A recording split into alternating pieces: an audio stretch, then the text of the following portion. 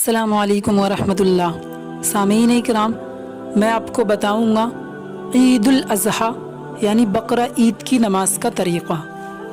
तो आप हजरात से गुजारिश है वीडियो को आखिर तक देखें, स्किप ना करें। और आपने हमारे चैनल को सब्सक्राइब नहीं किया है तो ज़रूर सब्सक्राइब कर लें, क्योंकि दीनी मालूमात से मुताल्लिक़ वीडियोज़ हम इस चैनल पर अपलोड करते रहते हैं। सामीन इकराम, सबसे पहले मैं आपको बताना चाहता हूँ कि बकरा ईद की नमाज वाजिब होती है, फ़र्ज़ होती है, सुन्नत। तो उलमा इकराम बयान फरमाते हैं बकरा ईद की नमाज वाजिब है, मगर इसके वाजिब और जायज़ होने की वही शर्तें हैं जो जुमा के लिए हैं।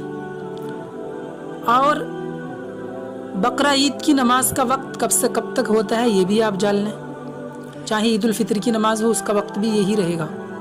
तो ईद उल अज़हा यानी बकरा ईद की नमाज का वक्त जो है एक नेज़ा आफ़ताब यानी कि सूरज बुलंद होने के बाद से ज़वाल के पहले तक रहता है, यानी ज़वाल का वक्त शुरू होने से पहले पहले रहता है। अब आप सुने ईद की नमाज पढ़ने का तरीका। सबसे पहले आपको नियत करनी है। नियत सुन लें, बिस्मिल्लाहिर्रहमानिर्रहीम। नियत की मैंने 2 रकात नमाज वाजिब ईद उल अज़हा की 6 तकबीरों के साथ वास्ते अल्लाह ताला के मेरा काबे शरीफ की तरफ, पीछे इस इमाम के अल्लाहु अकबर, ये आपको नियत करना है। लेकिन अगर आपकी नियत याद नहीं है तब भी कोई बात नहीं है, आप दिल में अकीदा कर लें कि हम ईद उल अज़हा की वाजिब नमाज पढ़ रहे हैं, आपकी नियत हो जाएगी, नमाज भी हो जाएगी। अब ईद उल अज़हा की नमाज पढ़ने का तरीका आप हजरात समाअत करें कैसे पढ़ना है। सबसे पहले अल्लाहु अकबर कह के आप हजरात को हाथ बांध लेना है। इमाम साहब अल्लाहु अकबर कहेंगे तो उनके साथ कह करके हाथ बांध लें। फिर आप सना पढ़ें, यानी सुबहानक अल्लाहुम्मा, ये आपको पूरा पढ़ना है। उसके बाद इमाम साहब फिर अल्लाहु अकबर कहेंगे तो आप भी अल्लाहु अकबर कहते हाथ उठाएं, कानों तक ले जाएं और छोड़ दें, बांधे ना। फिर दूसरी मरतबा फिर इमाम साहब अल्लाहु अकबर कहेंगे तो आप भी अल्लाहु अकबर कहें, हाथों को ले जाएं कानों तक, उठा करके बांधे नहीं, छोड़ दें। फिर तीसरी मरतबा जब इमाम साहब अल्लाहु अकबर कहेंगे तब आपको हाथ बांध लेना है। तो ये हो गई शुरू की 4 तकबीरें, इनमें 3 जायद हो गई और 1 जो नमाज शुरू करने वाली है।